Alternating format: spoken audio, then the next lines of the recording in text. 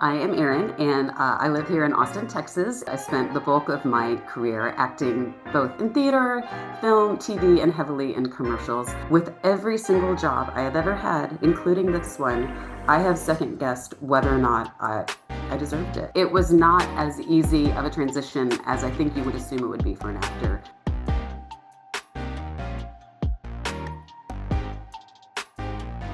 Erin Ashcroft is a voice and presentation coach on our team at Jenni Steck Voice and Speech Services. She has a degree in theater from SMU, has performed in regional theaters across Dallas, Minnesota, Austin, Los Angeles, as well as doing film and TV, voiceover, commercial work in Miami. Uh, Now back in Austin, she brings that performance background into coaching executives, leaders, professionals who want to communicate with more confidence and less fear.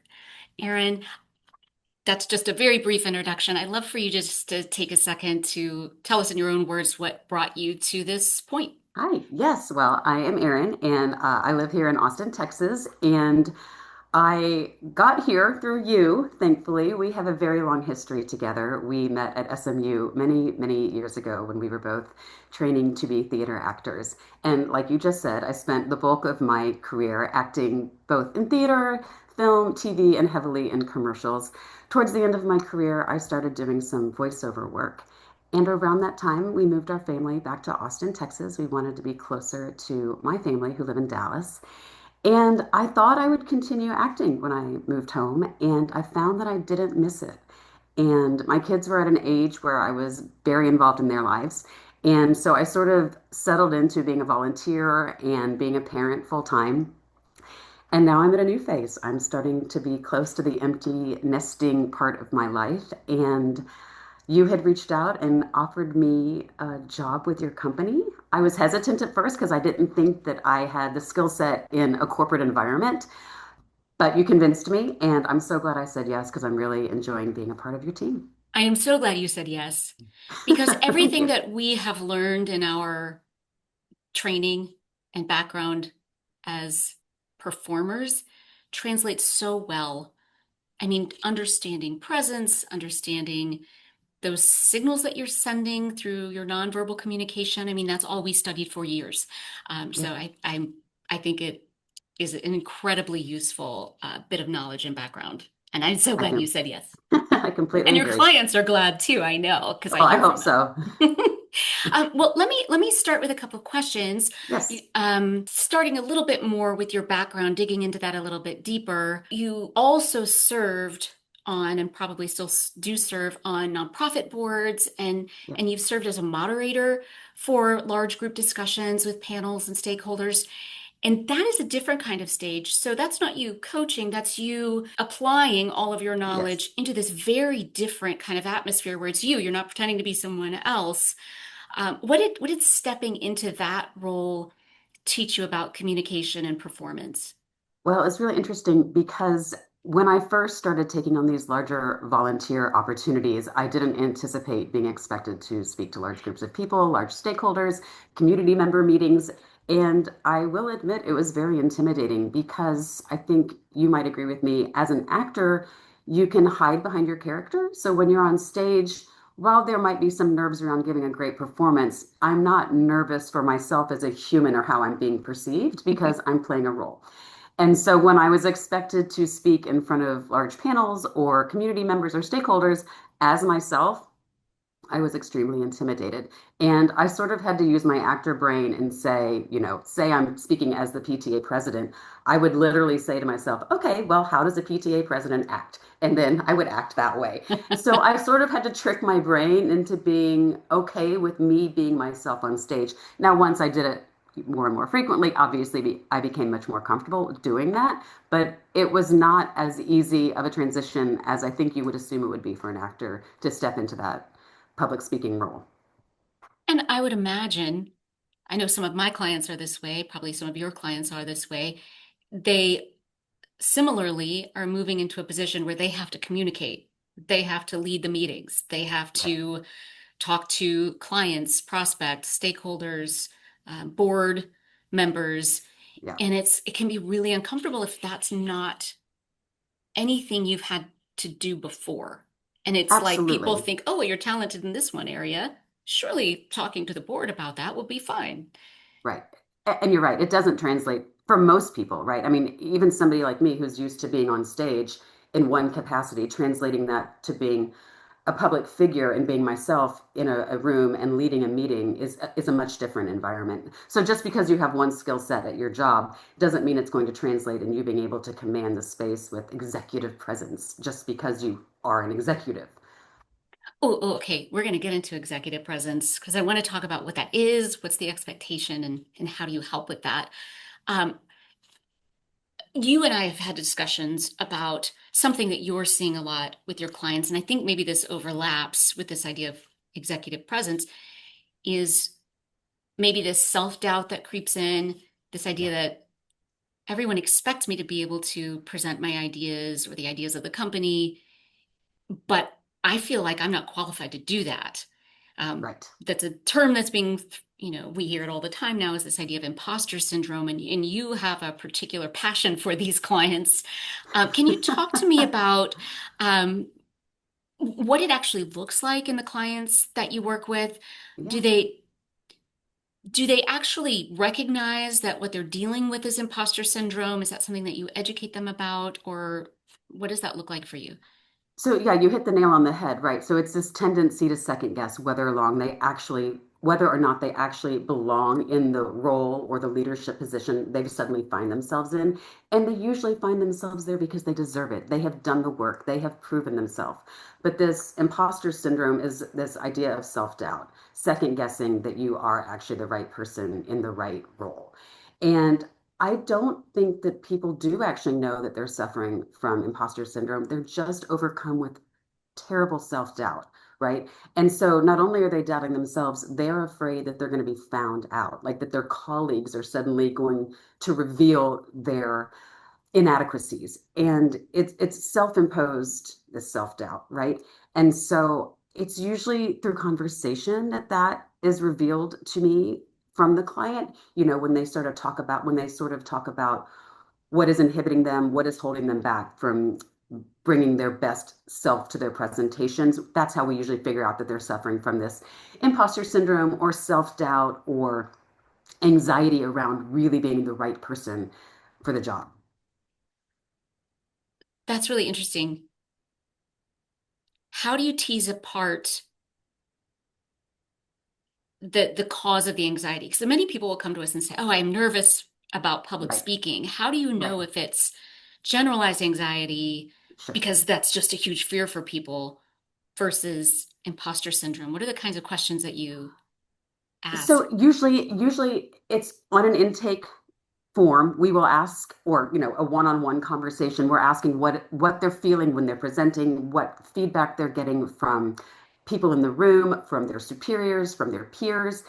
And the self-doubt piece is usually revealed fairly quickly when I say, what is causing the anxiety that you might be feeling? And they reveal, well, I'm new to this job. I don't know that I'm the right fit for it.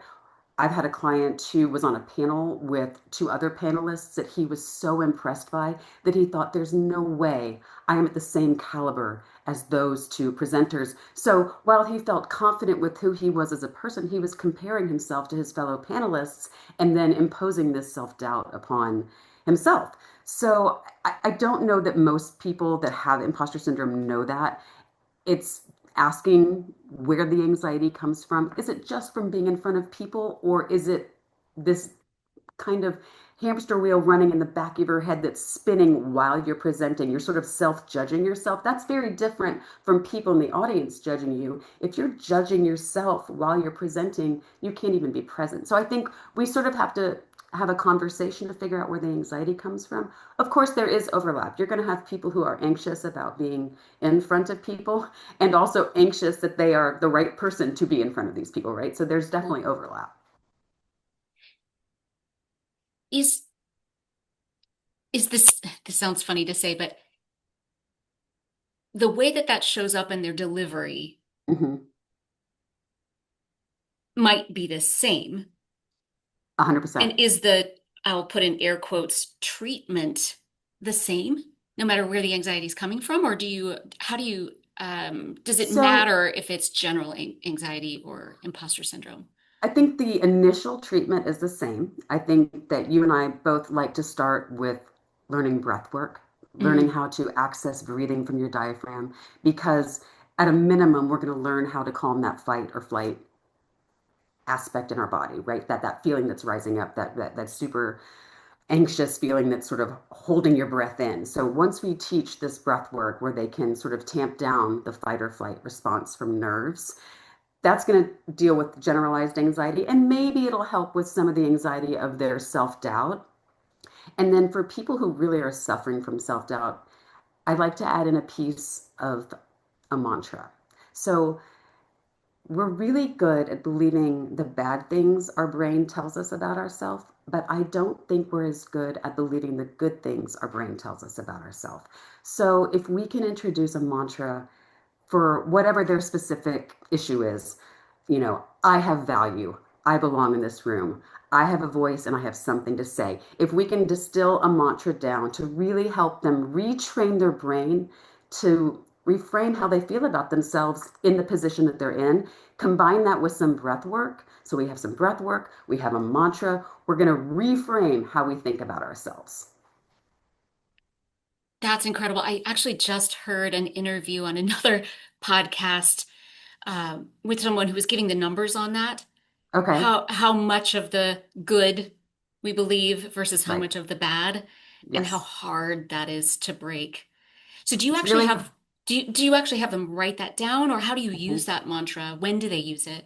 So they will use that mantra, I hope, on a daily basis. So, my goal for people when I'm coaching is for them to work on breath work every single day, just so they can learn how to access this nice, deep, diaphragmatic breathing pattern that you and I both know leads to a really rich, lovely, resonant sounding voice, while at the same time learning how to calm the nervous system. So, ideally, they are practicing the breath work every single day.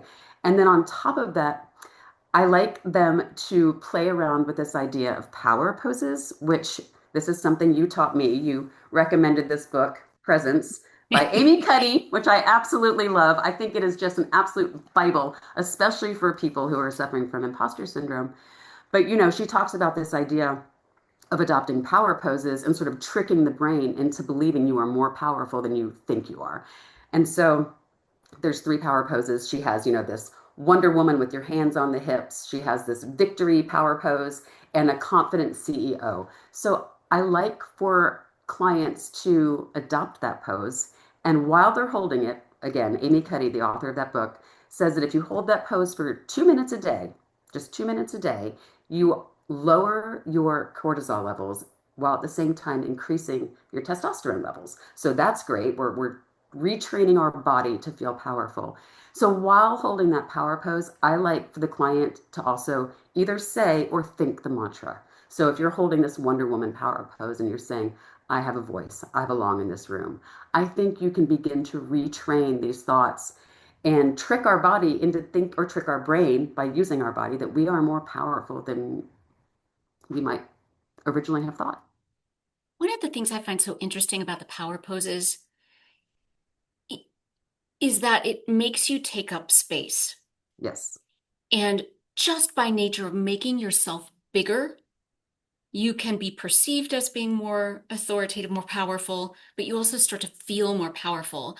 Yeah. I have worked with clients, especially women, who have said, I never felt like I was allowed to take up space. Right. This feels so foreign to me to, have my arms away from my torso or to not sit with my legs crossed. Yep. Everything about female body language, to me, it seems, at least historically, makes us small, right? Crossing the legs, crossing the hands, crossing the arms, pulling into midline makes us small, diminishes us. Is that something Yes. that you see? 100%. And I would like to say I thought it was generational because I'm of a certain generation where the media taught us that we need to be physically small. And when you're physically small, usually your voice is small. Everything is small. Mm, Everything is meek. And I would like to think that that has changed, but I actually don't think that it has because many of the clients I work with are younger than me and they still have a hard time taking up space, letting their arms go, letting their stance widen, not crossing their bodies, not sucking in their stomachs, all of these things that restrict your breathing, right? So the more we can expand into our space, the more we can take a deep breath, the more we can physically be larger on a stage or in a room. I do think women in particular, like you just said, are prone due to the training of society to making themselves small. So teaching them to take up space takes time. You mentioned sucking in your stomach. Yeah. Can you explain why that could be problematic? Well, yes, because if we're sucking in our stomach, we don't have access to diaphragmatic breathing, right? And so if we're holding in our stomach, everything is coming from here. We have a really tight breath.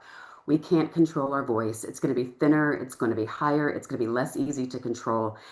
And if you're holding in your stomach, you're probably being rigid everywhere else. So it's going to be very hard to expand the rest of your body if you're constricting, and holding your breath is constricting. And the secondary negative benefit of holding in your breath is you don't have access to your emotions. It's like when you're trying not to cry, you hold your breath. So if you're trying to be excited or em- really emphatic about something that you want to share with people, you can't really tap into those emotions if you're holding your breath back.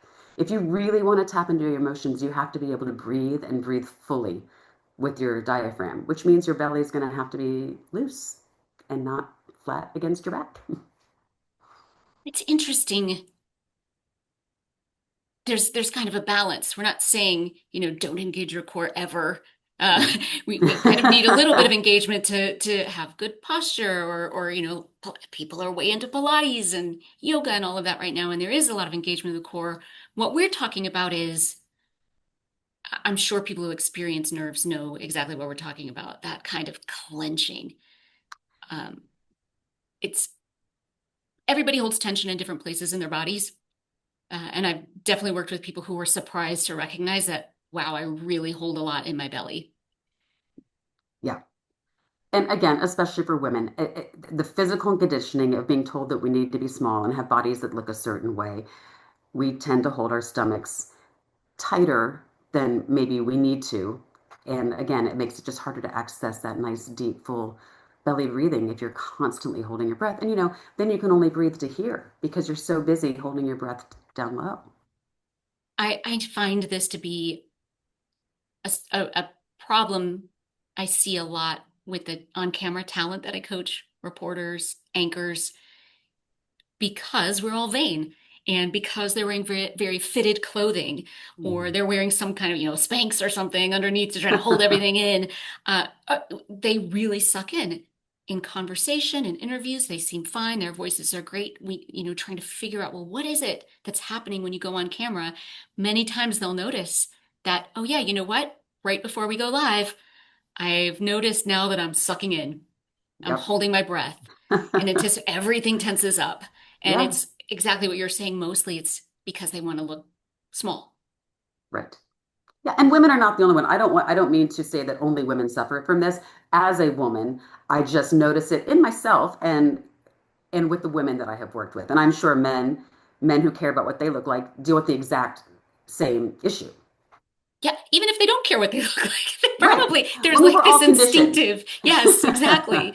This like instinctive tensing up and holding. That's a really great way to describe it. This holding the breath. That's Yeah. exactly what And it's happens. you're and the holding of the breath is holding you back because again, it's constricting you. So it's constricting your body. You're not able to be as free physically because you are holding something. You are not releasing something. Is it primarily a thought problem?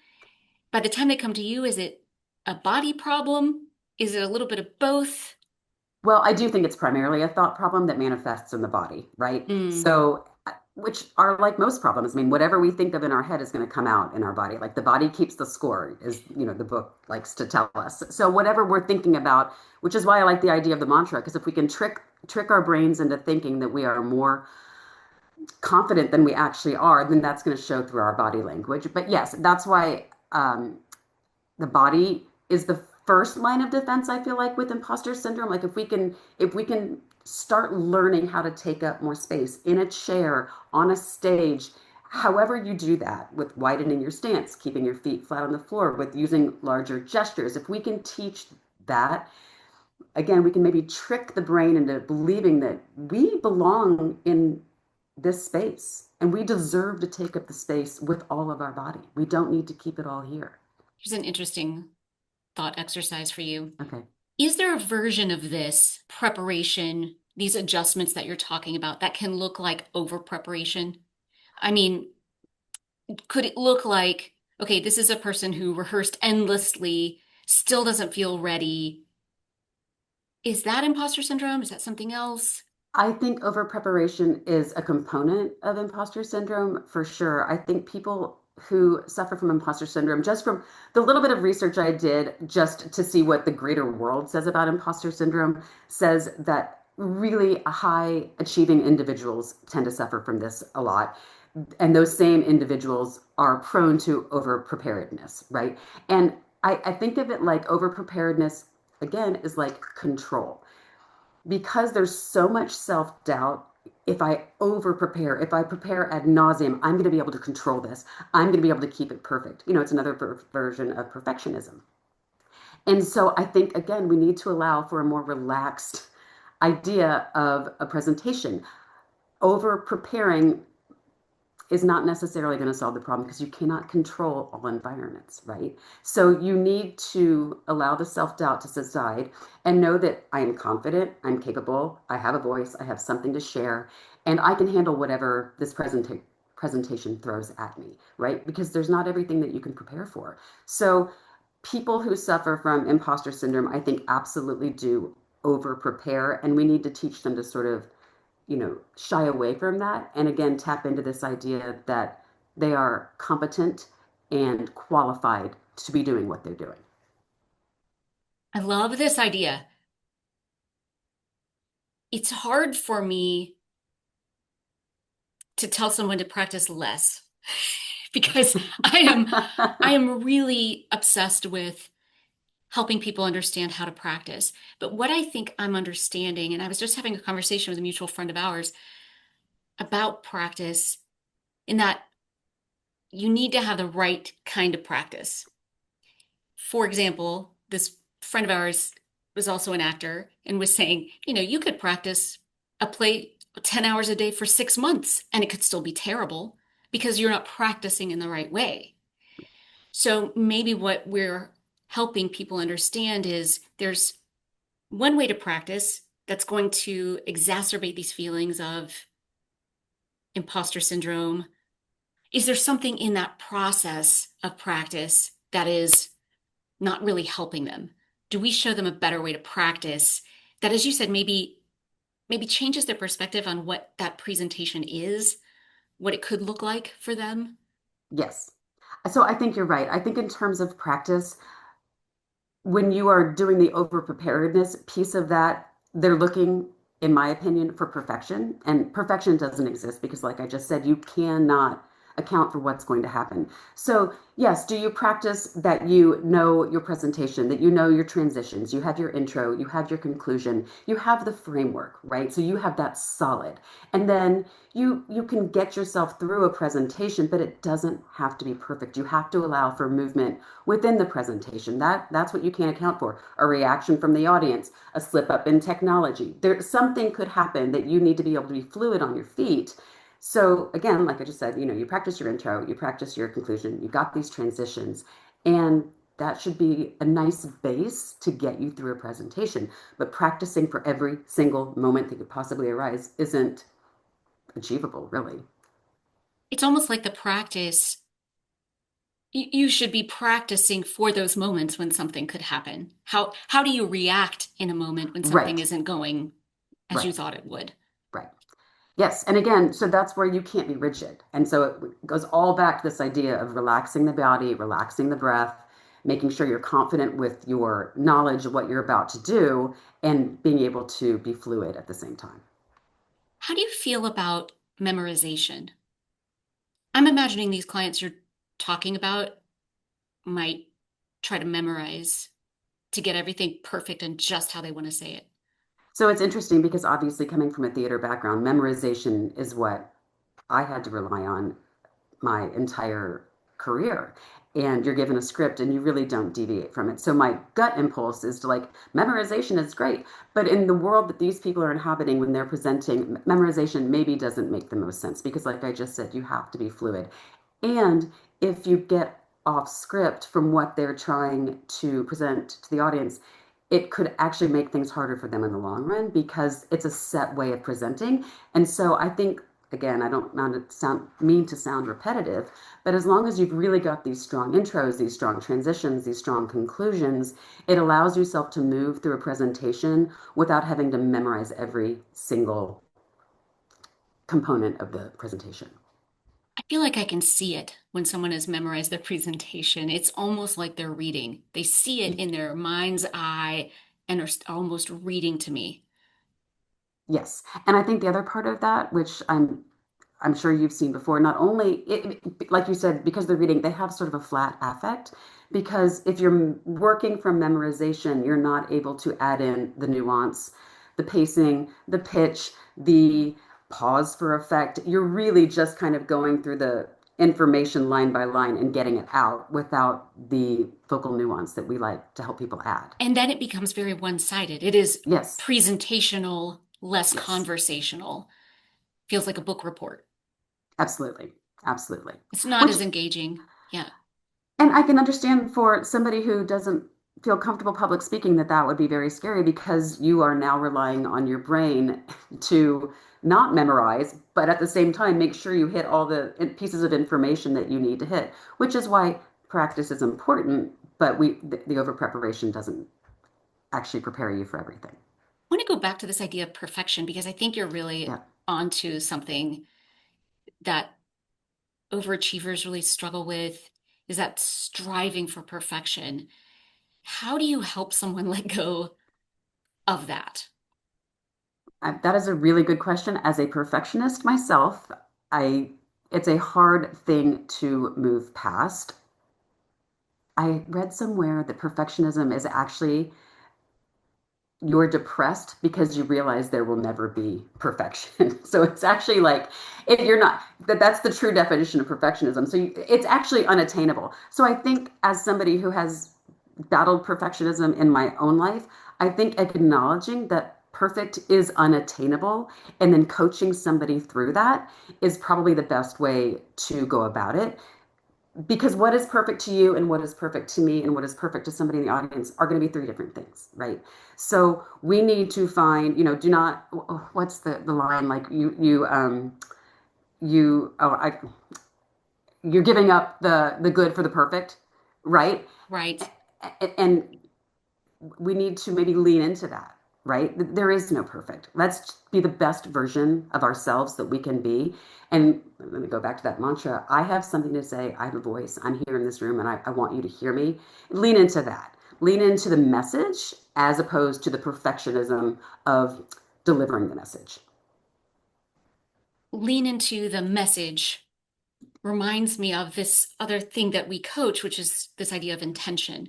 So, all Yes. of the things you've been describing around someone who deals with imposter syndrome, anxiety around public speaking, that kind of self monitoring, Hmm. to me, those are all telltale signs of an intention for the presentation or a mindset going into that presentation that is inward focused. Yes. It's something like, I need to prove I deserve to be here. I Hmm. don't want to mess up. I want to do a good job. I want to impress them. They're all kind of camera on me. And what you just described is helping them find a way to take that lens and focus outward through their intention. Maybe it's an additional kind of mantra that they go through right before they present. That's what am I trying to do to the audience? What do I need the audience to understand?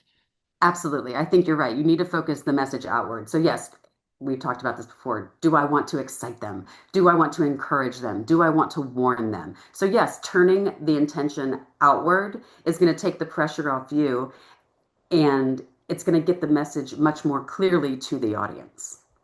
Because it feels more like a two-way conversation instead of me just spewing a lot of information at you. Right. You're making a connection. You're connecting with the audience Connecting. over a shared. interest. This is something that I am sharing with you, and I want you to feel a certain way about it. So I'm going to tell you in a way that makes you feel this way about it.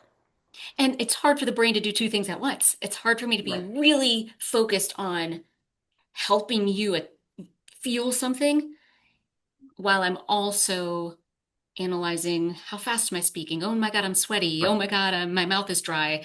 It's hard to focus on both of those things at the same time. Right. Oh, that's so great. It's so true. And it reminds me of like when, as an actor, the second you start speaking, all the nerves go away because as an actor, we have goals, we have relationships that we're trying to create on stage. So taking that basic information and teaching that same skill set to somebody who's just speaking to a boardroom, I think can be hugely helpful.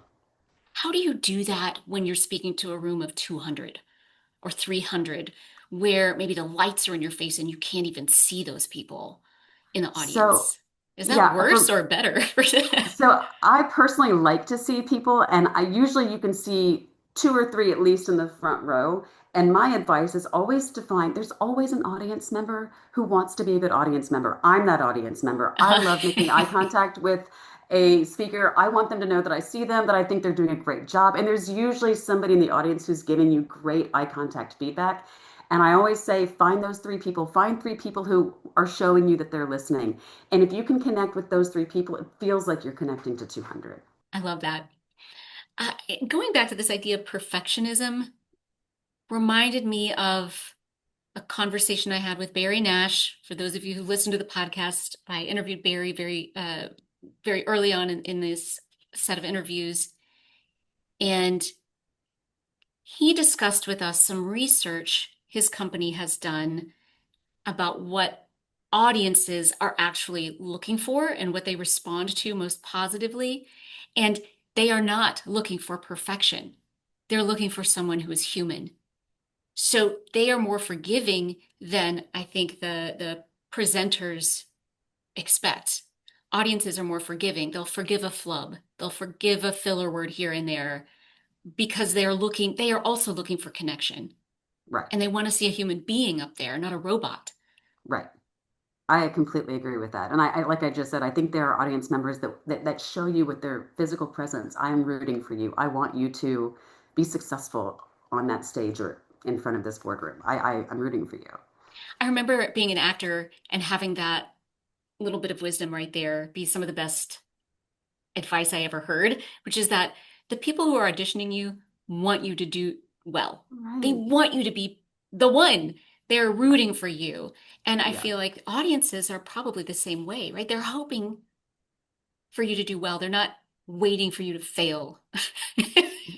Right. And there's also this component that I know you've talked about before, the whole idea of an audience mirroring the speaker. And so if a speaker comes on with this really intensely nervous energy, the audience starts to take that on. So if we can come out again, you might not feel it, but if you can come out acting confident, then they're going to throw confidence right back at you, right? They're going to you're going to mirror each other. And so you might not feel it, but again, we're going to trick our brain with our body language that we are confident, that we are powerful, and we have something vital to share with you. What do you say to someone who is experiencing more fear when they are presenting internally to their team, to their peers, to their bosses? It seems to me there's like a different layer. It's almost harder for them than to present externally at a conference or to a prospective client. I think that the most important thing, and you and I talk about this, or we talk about it as a company, is connection, right? So, however you can connect with that person, there's connecting with 200 people is one thing, and connecting one on one is another thing. So, if you can find a way to connect with the person to whom you're speaking, over a shared story or a shared passion, if you can find a way to connect, I think it makes communication so much easier. And if it's an internal team that they're speaking to, or as you said, maybe even one-on-one, maybe part of finding that area of connection is recognizing that your peers, I think there's just a fear of judgment, fear of I'm not going to be, again, that imposter syndrome starts to creep back in. Yeah. They're going to know I'm not as good as so and so. But if they're Right. looking for connection, you're right, finding what's the value for this other person and what you have to say. How are you helping them? Right. How are you guiding them? Whatever it happens to be. It goes back to what you were just saying. You have to take the pressure off yourself and put it in the relationship, right? So then it's about the connection between you and the person, and it's less about you. I love this idea that I've been told, people don't remember what you say to them, they remember how you make them feel. So if you can create a true connection with your internal team and really feel like you are somebody who hears their feedback, hears their concerns, hears whatever they have to say to you, if you make them feel heard, then you're creating a connection. So I think, again, that takes the pressure off all your self-judgment and puts it on, let's connect one on one, and I'm going to stop judging myself in the back of my head. It's so hard. And Yes. I it mean, this is does easier said than done.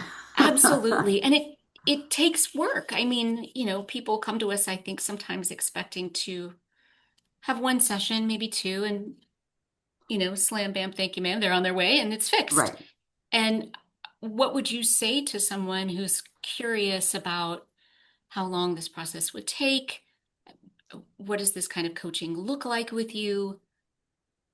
So I think it takes longer than people anticipate. Like you just said, I think people think there might be a few tricks up our sleeves that we can teach you that you can immediately incorporate into your world and all of a sudden become an incredible speaker. And it takes work, it takes practice, it takes breaking old habits and learning new habits. And then as you're breaking those old habits and learning new habits, you have to practice, practice, practice, and create new muscle memory. So it does take a little longer than somebody might anticipate. And if they're willing to put in the work, yeah, in 4 to 6 weeks, you might have a totally different persona on stage because now you have confidence. You have a wide, expansive body that takes up space. You have a nice, rich voice that reaches the back of the room. You're able to use it, pauses effectively to really land a point. I mean, but none of that comes easily. This is all slowly added in week by week and incorporated into whatever presentation they may or may be working on at the time.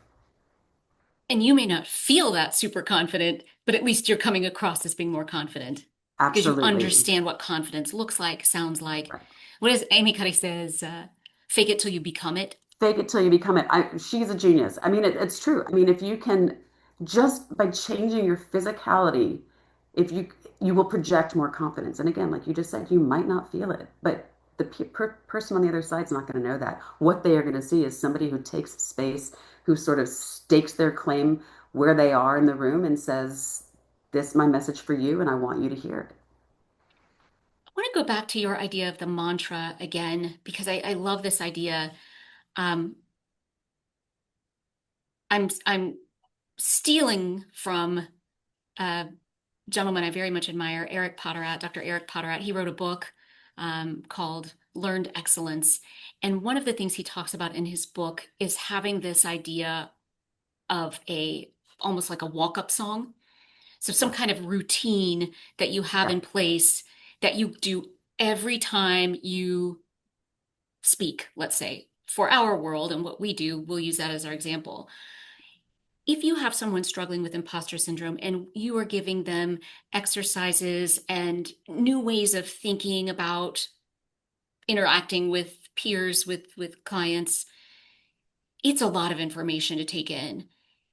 Do you, is there any value in helping them? Something that might help them quickly is some kind of checklist they could look at, like every time you're going into a call with your clients, go through this checklist.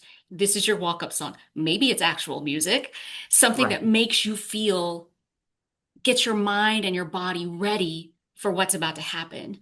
Absolutely. I mean, going back to Amy Cuddy and the power poses, that is one thing I've told these Okay. clients that it's like go in the bathroom if you can, if you have 2 minutes before you go in somewhere and really just do your deep breaths and hold that power pose. And internally, you can be saying, I got this. I have a voice. I have a reason. I belong in this room. Just to psych yourself up. It's sort of like a walk up song. It's a walk up pose, I guess. You really just sort of whatever makes you feel powerful. That might, whatever makes you feel like your chest is up, your shoulders are back, your eyeline is high, and you are going to knock it out of the park. So whatever that does for you, if it's holding a power pose, if it's, doing wind sprints down the hall, whatever it is that makes you feel super powerful, do it, right? Because we're tricking the body into believing that we're rock stars. Oh, So for me, yes. this is sort of funny. What the last time I did a panel, I wanted to warm up my voice, but it was like a 20-minute drive to where I was going. And I love musical theater. So I put on my show tune playlist, and that's how I warmed up my voice. I was belting songs in my car, and I got to this panel, and I was like, oh, I feel really good. Like I just did a full concert in my car. And that was sort of my walk up song, like you're just talking about. Like I sang at the top of my lungs all the songs that make me feel really powerful. And then I walked into this presentation and I felt super confident. Oh, that's wonderful. Yeah. Yeah, and one of the things obviously that we do as coaches is we try to give them something practical. Yes. Here's some steps you can try. Here are the exercises you're going to do. And they're only going to work if you're consistent. So for this checklist, for example, or your walk-up song routine, one of the things I tell my clients is start with something that's small stakes. Just be consistent about it. If you don't have a huge presentation coming up, that doesn't matter. Do it on your weekly status update call. Just start small, taking those steps to incorporate it into your routine, to start making it a habit so that it is automatic for you. Yeah. Absolutely. Going back to the breath work, when I start teaching clients this breath work idea, for me, I say every day in the morning, just take 5 minutes if you can. 5 minutes just to remind yourself how to breathe into your diaphragm so that later, in the middle of the day, when you have a status update, when you have a team meeting, you can tap into it because you've already tapped into it in the morning. You've reminded your body how you need to breathe to access this diaphragmatic breathing. So, yes, to your point. And then, of course, we have the, vocal warm up checklist that we try to tailor to each client based on what they're really working on the most. And so I have a general checklist and then I tailor it based on timeline. The client has 5 minutes, they have 15 minutes, what they're really trying to enhance in their delivery, and so forth. Is there anything about the work that you do with them that surprises them? Well, I do think that the amount of practice that's required might be surprising. Like we just alluded to, I think some people might think, oh, they're going to tell me a few tricks, look out the audience, imagine them naked, whatever they've heard in the past about how to become a good speaker and get over your nervousness. That there's a real protocol that we work on breath work. We work on physicality. We work on vocal training. We work on jaw, tongue, lip exercises. We work on pace, pitch, volume, resonance, gesture. I don't know that clients can anticipate sort of the breadth of what we go through to make them a whole better speaker. It's a whole body process, right?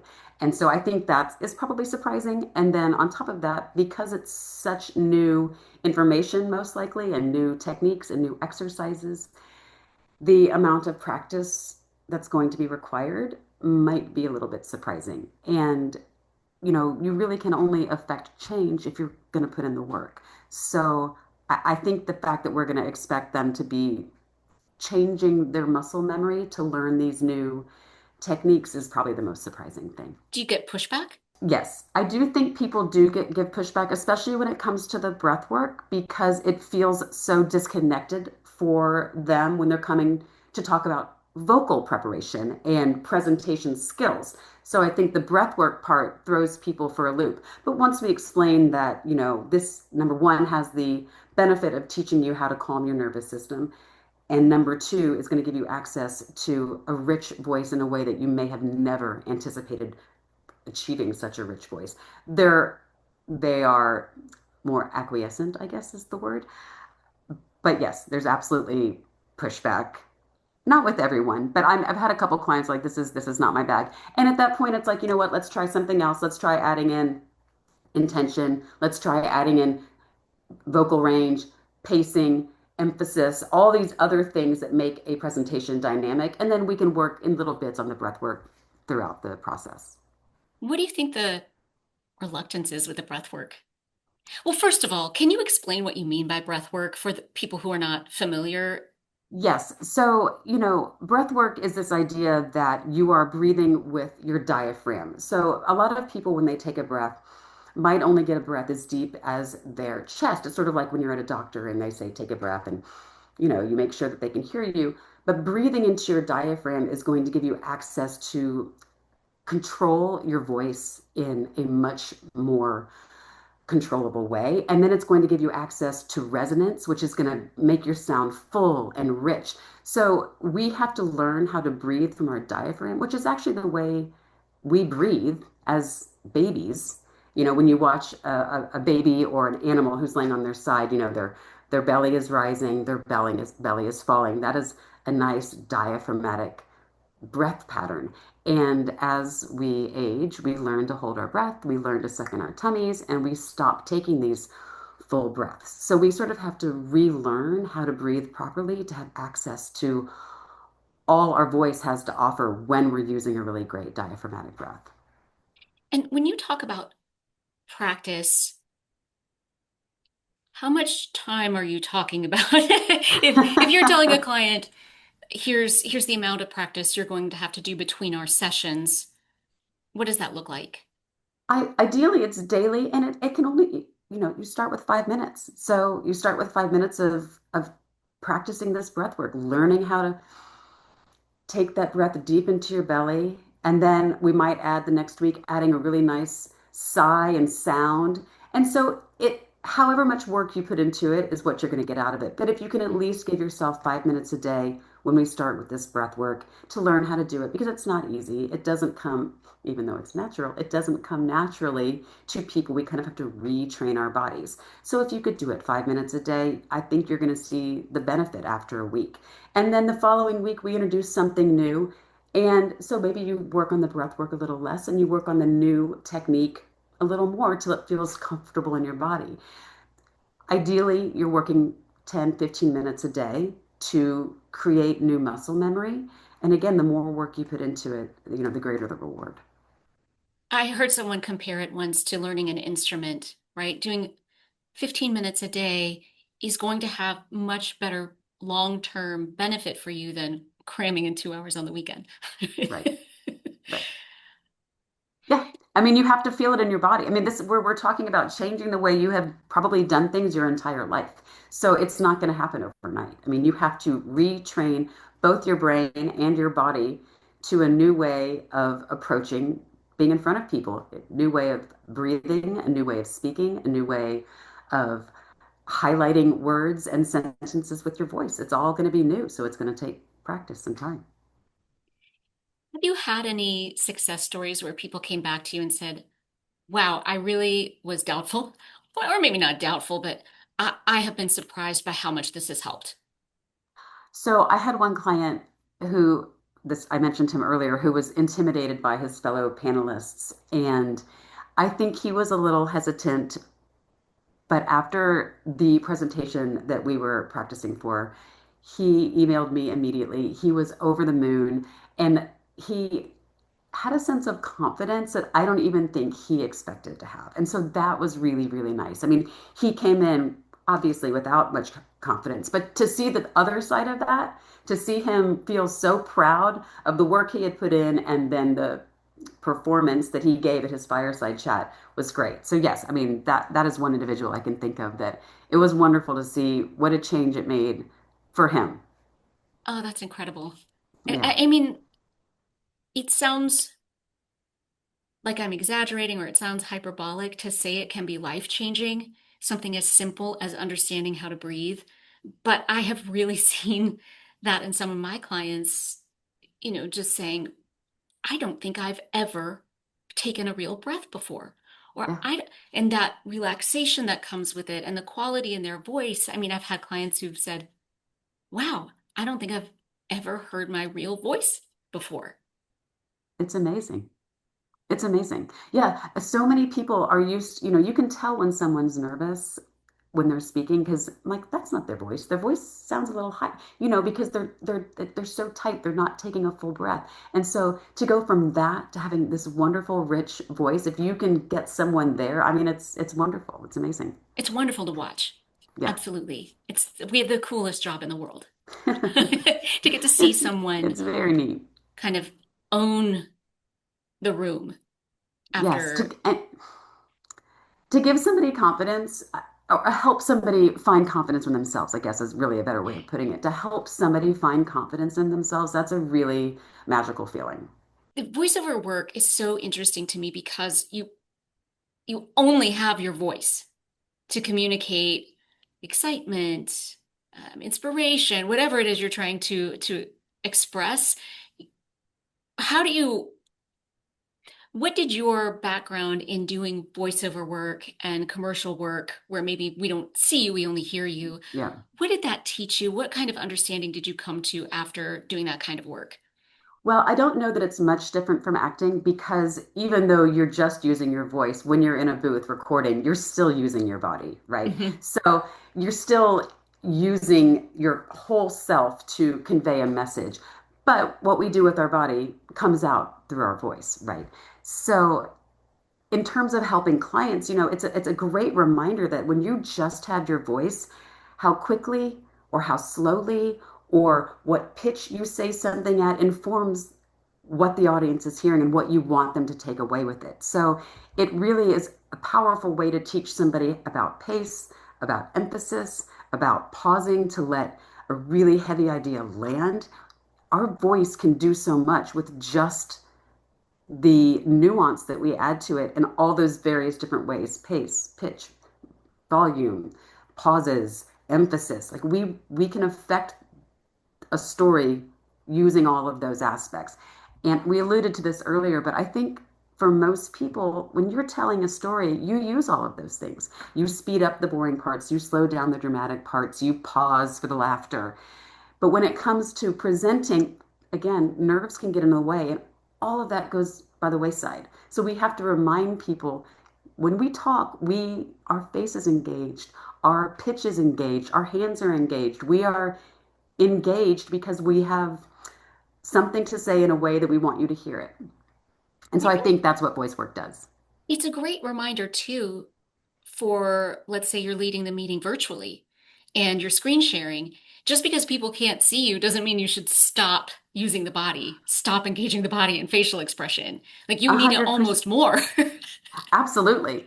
Yeah, it's no joke. I mean, and I'm sure you've seen recordings of voice actors in the booth. They're not sitting down with their legs crossed and their arms in front. I mean, they are using their Right. whole bodies, right? I mean, when you're excited, your whole body is excited. So you can't really convey that with your voice unless you're using your body. So I think that's the important message behind voice work is it is your voice, but you still need your body. Yeah, I have seen those videos that you're talking about, and the actors look crazy, right? They're just in Right. a room with just them and a microphone, moving like they're in a room full of people, Yeah, and it creates an incredible performance. I can't right. imagine them being able to do that if they were just Yeah, seated, arms crossed.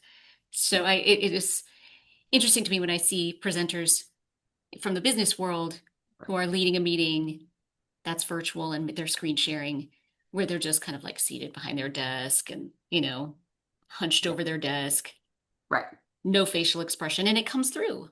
Right. I mean, you have to be engaged if you want people to be engaged with you, I love right? that line. Yes. It's Right. true. It's a it reminds me of an old interview adage, right? You have to be interested for people to find you interesting. Yep.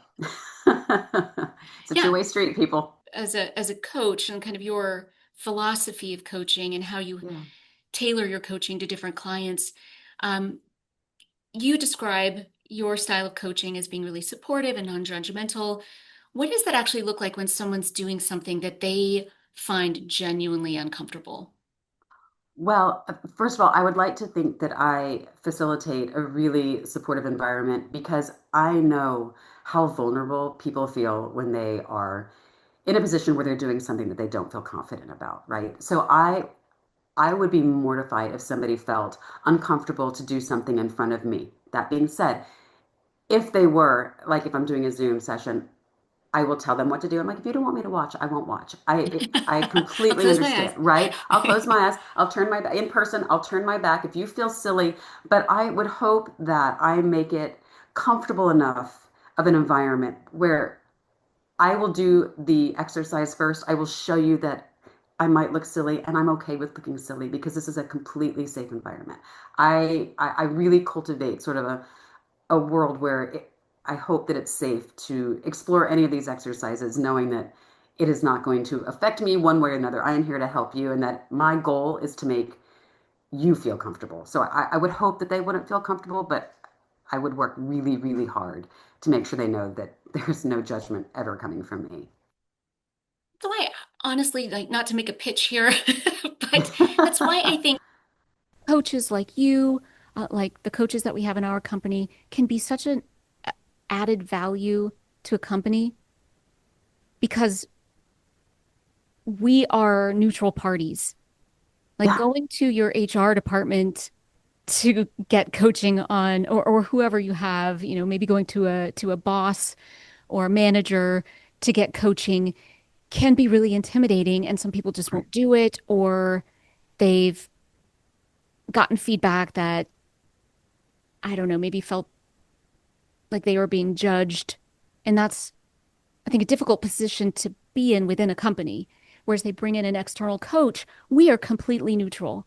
We have no skin in the game about, playing any kind of power games, or like, there's no judgment with us. We are just trying to help them identify what their strengths are and lean into those, figure out where the opportunities are to get stronger. And we're trained in this. We can help them. We can support them. We can give them unbiased feedback. And sometimes it's really helpful because we are lay people. We don't know a lot about what their company does. Right. So we can give them honest feedback like that doesn't make sense to me. If you're talking to an outside party, you're using too many acronyms and too much jargon, and the story doesn't make sense to me. So there's a lot of value in having someone like you, this kind of outside eye, provide the coaching, provide feedback for them because it's so untethered from any kind of consequence at work. For sure. And really, I want you to succeed, right? I want success for you. I as a client, that's all I want. So not only is there no judgment there, I want you to succeed. And you celebrate those successes A with hundred them. percent. Yes, it's really exciting. Like I just said, I loved seeing how confident my previous client was after his presentation. He was over the moon. He texted me immediately. I was so happy for him. And I was happy that I was able to do that for him, but I was just genuinely happy for him because he was so happy. And that's a great feeling. I see so often in the writings on success in business conversations around having this COI, centers of influence, or what are they called? It's like putting together your circle, your team. And so Okay. often it's a mentor within their business, or someone at least in their field, other experts in their fields. And I always want to jump in and say, we can be a piece of that. Right. Having a performance and presentation skills coach can be so valuable. It's it's not unlike an athlete, a pro athlete, a pro pitcher has a pitching coach throughout Right. their career, Yep. because that's someone who's there to keep an eye on the things that this coach knows that this athlete's been working on. They can support them, they can give them feedback, and it's all about helping make that pitcher successful. And Yeah. in a way, I feel like we're kind of that, we serve that same kind of purpose. We're only doing it to help them be successful. That's our Right. only goal. And we're going to see things that other people aren't going to see, right? And there'll be whatever changes we're going to coach them on will be effective, but and they might their peers may notice the change, but they wouldn't have known how to tell them to get to that point, That's a right? really good point. Yeah. So they might notice that something is lacking in their peers' presentation skills, but they wouldn't know how to frame it. And I think when you have a coach, we're going to be able to see it, and we're going to be able to guide you in a way that's going to give you an effective policy, effective way to change it. That's such a good point. And one of the notes that I hear someone tell me that, oh, I got this feedback that I need more energy. Hmm. And that one makes me a little bit crazy because I think the intention behind it is good, but the word is very abstract actually. And sometimes can be less beneficial than you would think. Because when someone says, "Oh, I need more energy," then they typically talk faster, get louder, and those Right. things combined makes their pitch go higher. And then they're still not giving the kind of delivery that whoever this well-intentioned person was hoping Right. to get.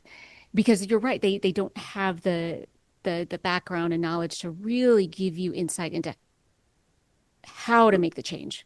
Right. Energy is so subjective. It could be your monotone, so you don't have any variation in your tone. Energy could be you know have a collapsed chest, you're kind of hunched over, you're not really talking loud. Energy could be any version of anything, right? So you're right. The nuance is important. And somebody telling a person they need more energy is not an effective way of changing their presentation.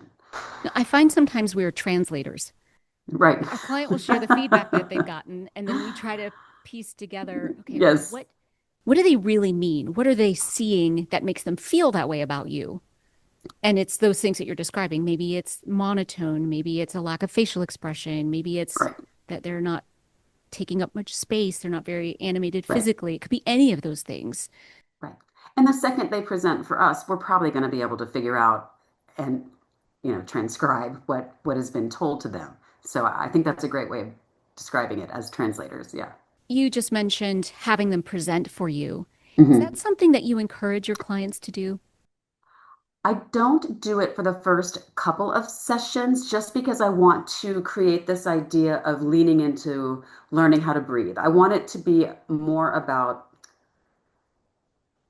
that one change because it's such a big change, learning how to tap into the breath work. And so I don't want to distract from that exercise. I want them to really hone in on that so that when we get to the presentation portion, which is usually 2 or 3 sessions in, it's like, okay, now we know how to breathe. Now we know how to access a more rich vocal quality. Now let me hear what you have to say. And then we can work on the more nuanced stuff in terms of presentation techniques, sort of adding an emphasis, intention, gestures, taking up space, all of those things, but I want to really do the foundational stuff with breath first. Now, I have done with a couple of clients where we'll do one session on breath work and they'll say, look, I've got a presentation in 2 weeks and I am super nervous about it. And it's like, you know what? We tailor our coaching to you. So I've given you an intro to the breath work. We'll come back to it. Now show me what you've got and we'll start working on it. So I will be super flexible based on a client's needs. I like to start with the breath work, but then based on when they're presenting next and what they've got on their plate and in their mind, we can tailor the sessions for whatever fits their schedule. That's nice because you don't know what they have going on when they first come to us and what is the most high priority thing that they have going on. We want to make sure to support them in that. Right. Like if anxiety is their biggest priority, then breath work 100% is the most important thing. If if they're being heard, if they have great stage presence, but they don't have a clarity in their message and their delivery is muddy, then okay, we can skip over the first few breathwork sessions and really dive in on the message, and then we'll come back to the breathwork because it's a really important piece of this. But yeah, depending on what their immediate needs are, I'm going to make sure that we try to get to those needs first. I really like the flexibility idea and kind of meeting the client where they are. Um, I don't ever want someone to think that we just, it's this cookie cutter system. You Right, go through step one, step two, step three. I mean, of course, there are foundational steps and strategies that they need to understand. But as you said, we kind of take them where they are right, and the right. feedback that they've been getting and what their priorities are. But sometimes I Exactly. find that a big part of what we do is helping them build self-awareness. Yes. Well, yes, and that goes back to the imposter syndrome thing that we started at the very beginning. Often, like I was saying, they are not aware that that is what the self-doubt in their mind is, right? So, identify, okay, you don't have confidence, you don't feel like you belong in the room. How can we change your internal messaging? What can we do physically that's going to sort of trick you into believing that you are actually deserving of the role that you've been given? So, yes, meeting them where they are is hugely important. For anyone who's listening who recognizes themselves in this conversation, but hasn't taken a step yet or doesn't know what to do next, what kind of advice would you give them? Well, I would say number one, you're not the only one. I mean, Oh, that's just from great. what I know of all the clients that I have worked with, somebody is suffering from some sort of anxiety slash imposter syndrome out there. You are not alone. It is a it's a hugely common problem. And I love to help people get on the other side of that. So if working with a coach would benefit you, which I think it would, I would encourage reaching out to our company and signing up for a session to start the process. Where could people find you and work with you? So if somebody wants to reach out, our website is jennisteck.com. And I am one of many coaches at the company who would be happy to help you begin your journey to have a more confident and clear approach to speaking. Is there anything else that I didn't cover? Anything just kind of on your mind that you wanted to share? Well, the only thing I think I would want to share with this idea of imposter syndrome, I think the reason it resonates so well with me is because I suffer from imposter syndrome and have my entire life.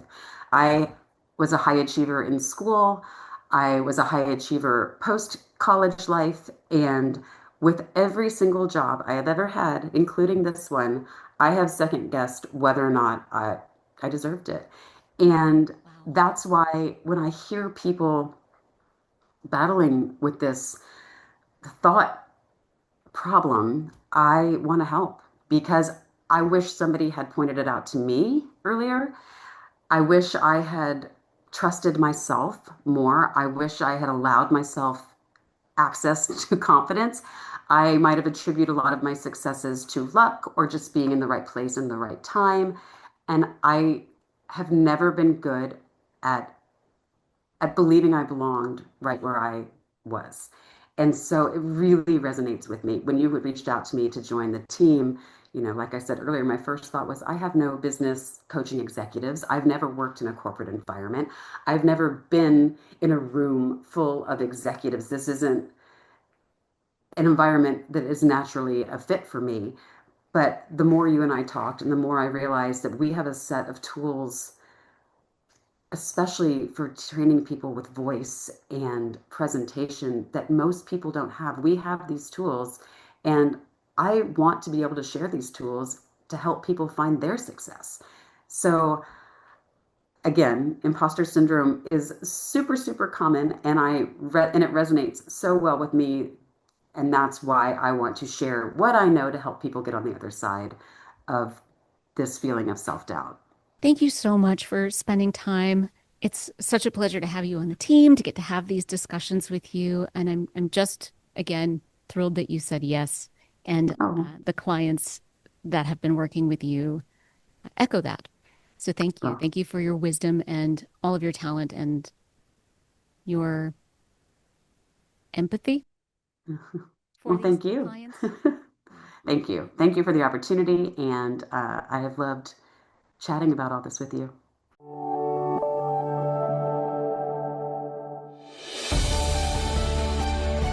Thanks so much for joining me on Speaking of Talking. If you loved this episode, I'd be so grateful if you'd leave a review, share it with a friend, or send it to someone who geeks out on voice just as much as we do. For more tips, tools, and behind-the-scenes goodies, head to the show notes or visit us at jennisteck.com. I'm Jenni Steck. And remember, your voice isn't just how you sound, it's how you show up. Own it, trust it. And let's keep talking, because we've got a lot to say.